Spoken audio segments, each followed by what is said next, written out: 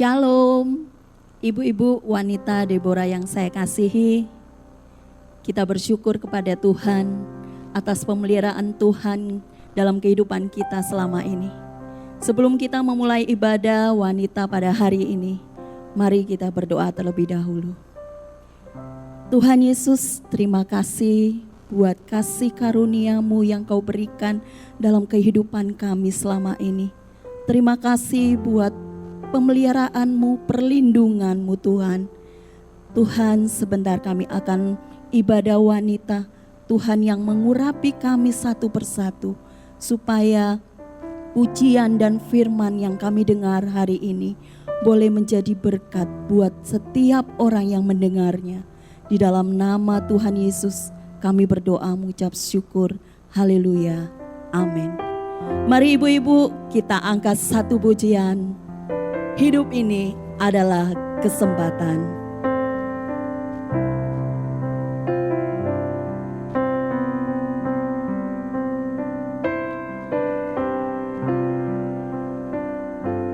Hidup ini adalah kesempatan.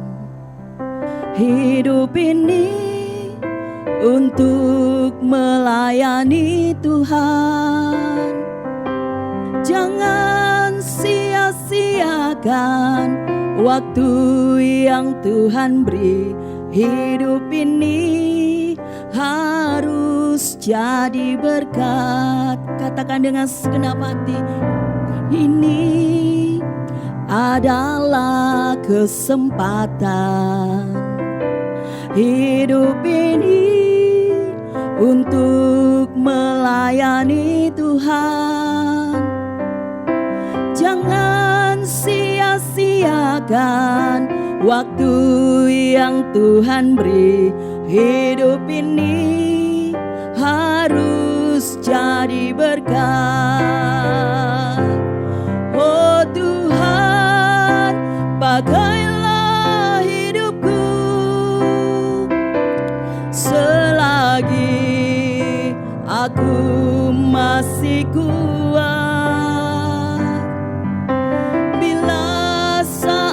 Nanti ku tak berdaya lagi. Hidup ini sudah jadi berkat. Kita nyanyikan lagu ini sekali lagi.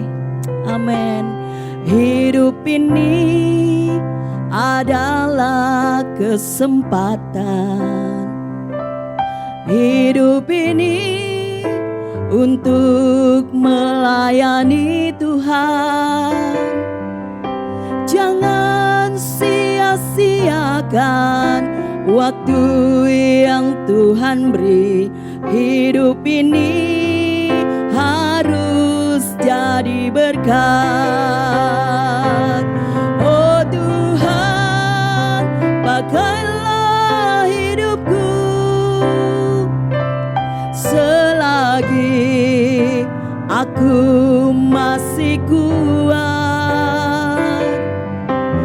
Bila saatnya nanti ku tak berdaya lagi. Hidup ini sudah jadi berkat. Oh Tuhan, pakailah hidupku selagi aku masih kuat. Bila saatnya nanti ku tak berdaya lagi. Hidup ini sudah jadi berkat. Bila saatnya nanti ku tak berdaya lagi. Hidup ini sudah jadi berkat. Bila saatnya nanti ku tak berdaya lagi. Hidup ini sudah jadi berkat. Shalom, ibu-ibu yang wanita Deborah yang terkasih dalam Tuhan, kita bersyukur bahwa pagi hari ini kita masih diberi kesempatan, kesehatan, dan sebentar mendengarkan firman Tuhan karena itu adalah kemurahan dari Tuhan. Sebentar kita akan berdoa. Bapa yang bertahta dalam kerajaan surga, terima kasih Tuhan untuk segala penyertaan-Mu, untuk kesehatan, untuk berkat-Mu. Sepanjang hidup kami Tuhan, Engkau begitu baik. Kami bersyukur dan berterima kasih dan sebentar lagi kami akan mendengarkan firman-Mu Bapa. Kami serahkan wanita Deborah ke dalam tangan Engkau. Biar firman ini Tuhan menjadi kekuatan kami, menjadi pelita bagi sepanjang hidup kami. Terpuji nama-Mu yang kudus Tuhan, biar Roh Kudus-Mu turun atas kami semua mengurapi kami wanita Deborah. Dalam nama Tuhan Yesus Kristus kami siap mendengarkan firman Tuhan. Haleluya, puji Tuhan. Amin. Ibu-ibu yang terkasihi dalam Tuhan, pada pagi hari ini saya akan membawakan renungan firman Tuhan dengan tema komunitas iman dan mujizat. Apa hubungannya ibu-ibu? Kenapa saya memberikan tema seperti ini? Kita akan mempelajari satu persatu di dalam bacaan Markus 2 ayat 1 sampai 15 dan 11. Ibu-ibu bisa buka Alkitabnya di rumah. Kemudian sesudah lewat beberapa hari, waktu Yesus datang lagi ke Kapernaum, tersiarlah kabar bahwa ia ada di rumah. Maka datanglah orang-orang berkerumun sehingga tidak ada lagi tempat, bahkan di muka pintu pun tidak. Sementara ia memberitakan firman kepada mereka, ada orang-orang datang membawa kepadanya seorang lumpuh digotong oleh 4 orang. Tetapi ia tidak dapat membawanya kepadanya karena orang banyak itu. Lalu mereka membuka atap di atasnya. Sesudah terbuka, mereka menurunkan tilam tempat orang lumpuh itu terbaring. Ketika Yesus melihat iman mereka, berkatalah ia kepada orang lumpuh itu, "Hai anakku, dosamu sudah diampuni. Kepadamu kukatakan, bangunlah, angkatlah tempat tidurmu dan pulanglah ke rumahmu." Ibu-ibu, di dalam bacaan Markus dikatakan bahwa Tuhan Yesus sudah sangat terkenal. Tuhan Yesus tersiar kabar bahwa Dia yang sanggup menyembuhkan. Allah, anak Allah yang sanggup menyembuhkan. Tuhan Yesus yang dahsyat. Maka orang-orang datang berkerumun mencari Tuhan untuk mendengarkan firman Tuhan. Pada waktu ke Kapernaum di rumah, maka orang-orang berbondong-bondong datang mencari Tuhan Yesus. Di sini kita akan belajar ayat demi ayat apa hubungannya dari komunitas iman dan mujizat itu. Di dalam ayat 1 dan 2 ibu-ibu, Tuhan Yesus sudah sangat terkenal, tadi saya sudah katakan. Maka orang-orang itu segera berbondong-bondong mencari Tuhan. Kemanapun Tuhan pergi, mereka mencari Tuhan. Untuk apa? Untuk mencari Sang Penyembuh. Untuk mencari Allah yang dahsyat, Allah yang maha agung. Untuk mendengarkan firman Tuhan. Dan di ayat 2 dikatakan, tidak ada lagi tempat, bahkan di muka pintu pun tidak. Orang-orang tidak bisa masuk, ibu-ibu, di muka pintu sudah berdesak-desakan, bergerombol orang sampai tidak bisa masuk mereka. Dan di ayat 3, seorang lumpuh digotong oleh 4 orang. Nah, di sini ibu-ibu kita akan belajar.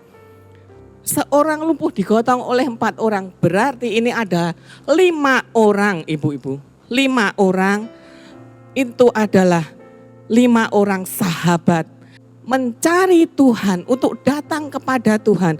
5 orang ini adalah 5 orang sahabat yang mereka sudah merasakan suka duka, merasakan susah senang, merasakan saling mendukung, mungkin ada saling kritik, saling curhat, mungkin juga kadang ada bad moodnya, tetapi mereka satu sama lain, mereka tolong menolong. Tetap ada kasih di dalam kelima sahabat ini. Bisa dibuktikan bahwa satu orang yang sakit, maka keempatnya ikut merasakan. Mereka membawa menggotong temannya itu berat ibu-ibu, itu capek ya.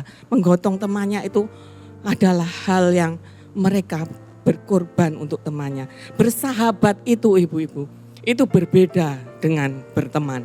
Kalau bersahabat itu biasanya apapun yang kita ceritakan, apapun yang kita curhatkan, sahabat kita, dia tidak akan kembali menceritakan kepada orang lain, tapi dia mendengarkan, dia menasehati temannya, sahabatnya. Dan sahabat itu biasanya tidak banyak orang. Paling 3, 4, 5 orang itu paling banyak. Kalau berteman itu bisa banyak sekali. Bisa teman kantor, bisa teman sekolah, bisa teman apa? Teman sepeda, teman yoga, teman tetangga juga bisa. Bisa banyak lagi teman itu. Kadang kalau teman itu hanya say hello, kadang hai apa kabar. Tapi kalau sahabat itu kita rasanya dekat sekali dengan sahabat kita. Karena di situ kita ada kasih saling mendukung satu sama yang lain. Seperti di dalam kelima orang sahabat yang satu temannya ini lumpuh. Mereka saling mendukung satu sama yang lain. Mereka tidak merasakan capek. Mereka tidak merasakan lelah. Tapi mereka merasakan sepenanggungan. Karena mereka satu sama lain komunitasnya, komunitas yang baik. Di dalam Amsal 17 ayat 17 bisa dibaca ibu-ibu. Seorang sahabat menaruh kasih setiap waktu dan menjadi seorang saudara dalam kesukaran. Dikatakan seorang sahabat menaruh kasih ibu-ibu. Dan apa di dalam kesukaran dia tetap menolong sahabatnya. Tidak apa, tidak dinyinyirin. Kadang ya kalau cuma kita sekedar teman, malah mereka apa ibu-ibu? Kadang cuma kepo. Apa yang terjadi sih? Kadang gitu ya. Tapi kalau sahabat dia ada kasih, dia ada menolong, dia ada komunitasnya yang baik, tidak menjatuhkan, tapi bahkan mereka saling mendukung. Di dalam ayat 4 kita belajar, mereka tidak dapat membawa sahabatnya yang lumpuh itu kepada Tuhan Yesus. Karena apa? Di depan pintu sudah saking banyaknya orang, berdesak-desakan tidak bisa masuk. Dan apa yang terjadi? Keempat sahabatnya ini tidak putus asa untuk membawa temannya yang sakit. Mereka di dalam ayat 4 dikatakan membuka atap rumah ibu-ibu. Menjebol atap rumah. Untuk apa? Untuk supaya bisa menurunkan temannya ini bertemu langsung dengan Tuhan Yesus. Karena dikabarkan bahwa Tuhan Yesus sanggup menyembuhkan. Dan keempatnya ini dia membawa temannya. Karena tidak bisa masuk, dia berani mengambil risiko untuk saudaranya, temannya yang sakit ini untuk bertemu dengan sang juru penyembuh Tuhan Yesus. Dan mereka rela melakukan pengorbanan itu ibu-ibu. Cari sahabat-sahabat kita, komunitas kita yang baik. Sehingga kita bisa saling mendukung satu sama yang lain. Kita bisa saling mendoakan, kita bisa saling sepenanggungan, kita bisa saling menguatkan. Cari sahabat-sahabat ibu-ibu, komunitas yang baik ibu-ibu. Di dalam mana? Di dalam wanita Deborah bisa cari sahabat di situ. Di mana lagi? Di Komsel. Di mana lagi? Di permata-permata, persekutuan-persekutuan doa. Cari sahabat yang baik di ibu-ibu untuk saling mendukung satu sama yang lain. Sehingga pada saat ibu-ibu mungkin ada masalah, mungkin ada terjatuh. Sahabat kita memberikan kita apa ibu-ibu? Kekuatan. Sahabat kita mewartakan kepada kita kabar-kabar yang baik. Sehingga kita menjadikan iman kita, menumbuhkan iman kita menjadi kuat. Seperti kelima sahabat ini ketika sahabatnya sakit. Dia membawa kepada Tuhan Yesus. Ketika kita didoakan oleh teman kita. Didoakan untuk minta kesembuhan kepada Tuhan pada saat kita sakit.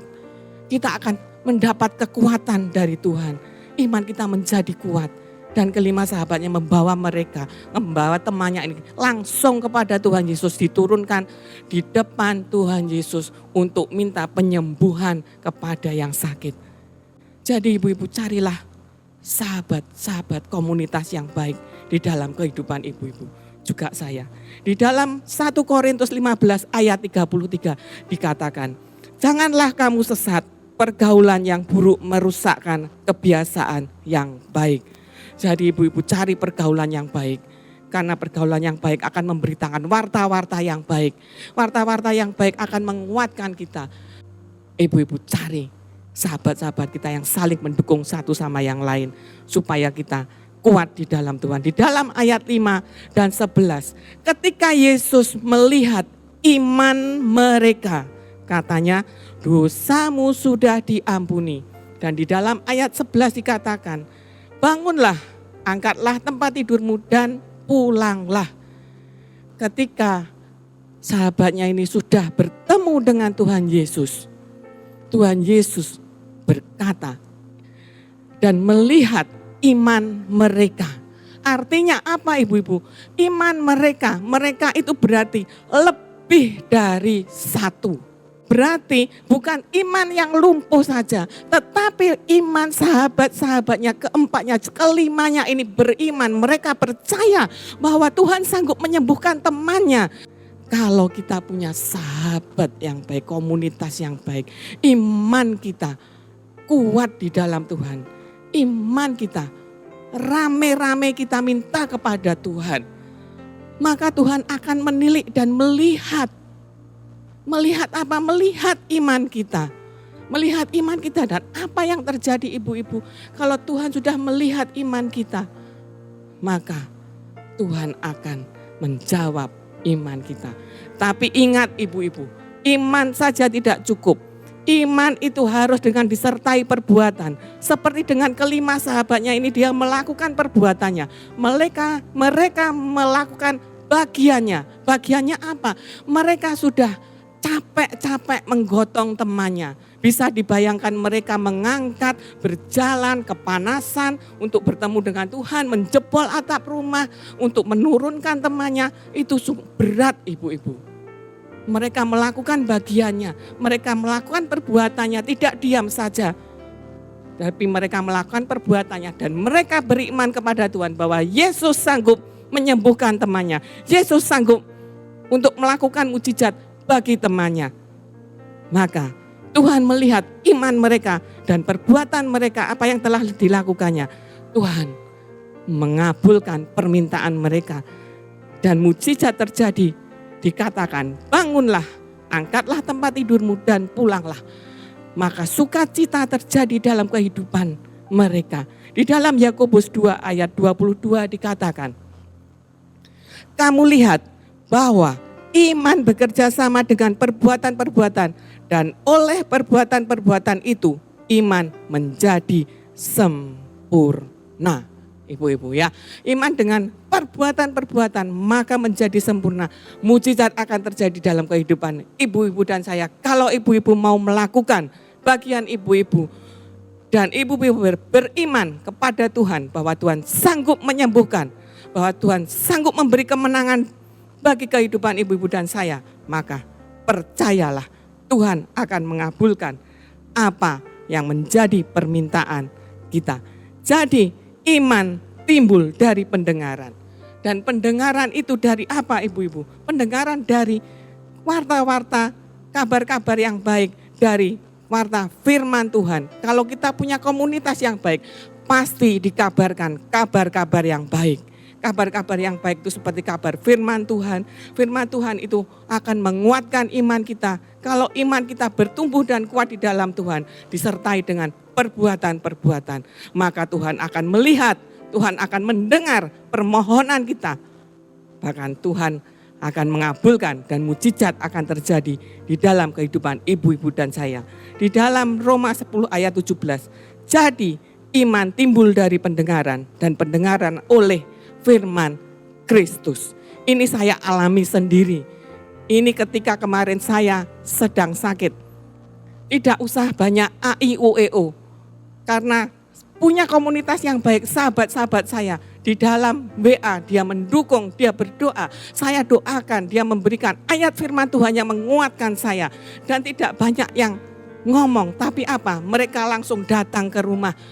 Ada yang antar lauk, ada yang mengantar makanan, ada yang mengantar buah. Dan mereka menguatkan saya berdoa kepada Tuhan, mohon pada Tuhan. Dan saya berdoa, maka Tuhan memberikan kesembuhan dan Tuhan memberikan kemurahannya. Sampai saat ini saya masih diberi kemurahan Tuhan untuk menyampaikan firman dan diberi sehat, itu karena Tuhan yang telah memberikan mujizat kepada saya. Saya percaya juga kepada ibu-ibu. Mari ibu-ibu kita cari komunitas yang baik, yang menguatkan iman kita, maka mujizat akan terjadi dalam kehidupan ibu-ibu dan saya. Amin. Kita tutup di dalam doa. Terima kasih Tuhan. Kami telah akan mendengarkan firman-Mu ya Bapa. Kami mau Tuhan. Kami mau duduk diam di bawah kaki-Mu. Kami mau mempunyai sahabat-sahabat komunitas yang baik Tuhan. Untuk mendengarkan kabar-kabar yang baik, kabar-kabar tentang firman-Mu ya Bapa. Firman Tuhan yang menguatkan iman kami. Firman Tuhan yang banyak janji-janji-Mu ya dan amin di dalamnya Tuhan. Kami serahkan wanita Deborah ya Bapa. Mungkin mereka dalam kelemahan tubuh. Mungkin mereka dalam keadaan terjepit. Mungkin mereka dalam keadaan yang lemah. Tak berdaya, mungkin ada yang dalam masalah. Kami serahkan dalam tangan Engkau Tuhan, satu persatu. Kami tidak tahu apa yang menjadi masalah mereka satu persatu. Tapi kami yakin dan percaya bahwa Tuhan Yesus sanggup menyembuhkan. Tuhan Yesus sanggup menyelesaikan permasalahan mereka. Engkau yang paling tahu permasalahan wanita Deborah satu persatu Tuhan. Kami serahkan dalam tangan Engkau bahwa Engkau mampu.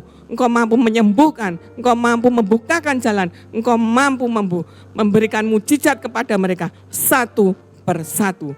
Terima kasih Tuhan Yesus. Segalanya kami serahkan dalam tangan Engkau. Segala hormat, pujian dan ucapan syukur. Dalam nama Tuhan Yesus Kristus. Haleluya. Amin.